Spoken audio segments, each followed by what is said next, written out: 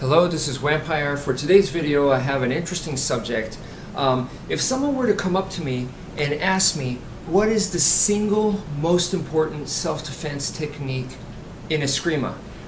My answer might actually surprise you. Okay, if I had to pick just one technique from eskrima that I feel is the most important for everybody when it comes to self-defense, I would have to say it's the flail. For those of you that are familiar with my YouTube channel, you might think that I would say it is the Heaven 6, right? Because I spent so much time with it, and yes, I really think highly of the Heaven 6, and I try my best to progress it and evolve it and go as far with it as much as I can. However, like I said, when it comes to pure self-defense, I don't mean combat, I don't mean fighting, I mean just survival, just get the heck out of there type of stuff, I gotta go with the flail. Okay, so the next question probably is, what exactly is the flail? The flail doesn't have to be a very specific technique, but the way that I teach it basically starts off from this. We're going to start off with an X strike, so you're just going a downwards motion, 1 and 2. Very basic technique in eskrima, and probably for a lot of weapon styles. You're just going downwards and downwards, so it's a slash, 1 and 2, and that creates an X, right? So what you're going to do is you're going to basically make that X smoother and smoother. So from right here, instead of just chop and you end right there, and then you do another chopping motion and you end right there, what you're going to do is you're going to continue the motion and continue the motion to where it's connected. The two attacks are connected, and it starts to become a lot more fluid to where you get this kind of motion, which is basically a figure 8. So when you have two X's, that's what you start off with, and you connect it with a circular motion right here and right here, that turns into a sideways figure 8. You could see the motion right there, and that's exactly what you're doing. So when you do this, this is pretty much the flail technique. You're going downwards and downwards, but you smooth it out, and this is your flail. Alright, so why is this so good for self-defense? Well, the idea here, strategy-wise, is basically you're doing this motion like this, okay, to keep the opponent from coming in. In order for them to do a whole lot of damage, they need to come in and get close to me. They want to grab me and start punching me or pin me up against the wall or the floor or whatever, and what I'm doing is I'm making it very difficult for them to do that.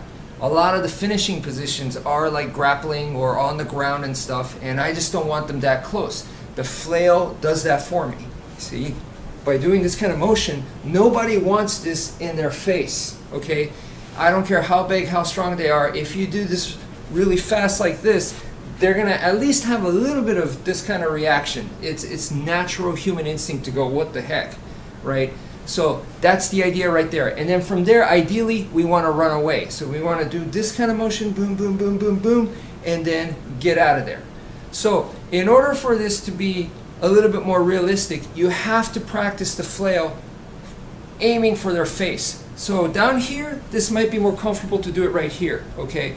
But we need to do it up here towards the face. If you're not threatening their eyes and the sensitive areas right here, they're not going to have this kind of reaction to where they're distracted, and that's going to give you the time to hopefully run away. If you can't, maybe you can hit them a couple of times and then run away, right? So you got to aim for the face. So practice doing that. Don't practice it down here. Mechanically, it's easier, it's more efficient to do it right around this area, right here. But once you get comfortable and you get kind of like the motion down like this, and start to bring it up and aim for that face. Put it in right in front of their eyes, like so, okay? So practice that. Alright, so I want to take this one more step closer for more realistic self-defense, and that has to do with the stick, alright? Basically, in a real-life situation, I don't expect to have the stick with me, okay? Unless you plan to carry this with you 24/7, which nobody does, right? So then you're going to have to practice with improvised weapons. So something like this, a baseball cap, this makes a great flail. So you just practice this in the same way. You can't just be practicing with the sticks all the time, because when you do go to something like this, you're going to be like, whoa, how do I use this? So You want to already be familiar with this and to be able to use this like a flail, just like that. Something like even a fork like this, and you could just do the same thing right here and use it in the same manner. Whatever improvised weapon you can find, whatever you got in your house, a towel, a t-shirt, a pen, flashlight, you need to practice it and actually get the feel of it, because it is definitely going to feel a little bit different from something like this. However, you got to start with the sticks, because if you start immediately with a fork, your figure eight motion is not going to be that good. The length of the stick magnifies the motion for you, making it easier to learn this motion. Okay, it makes it so much easier because of the length. You get the nice momentum like this, and then you put that into muscle memory. You practice with the sticks like this, you get in a lot of repetition, and then you get the feel with it. So even when you're not holding the stick, you got that in your muscle memory, you have that with you, and then when you go to a knife or you go to something else, you could still implement that same kind of motion right there and use the flail technique like so. Your technique will be so much more crisp if you put in the time with the sticks. Okay, so that's it for now. Thank you for watching, and take care, folks.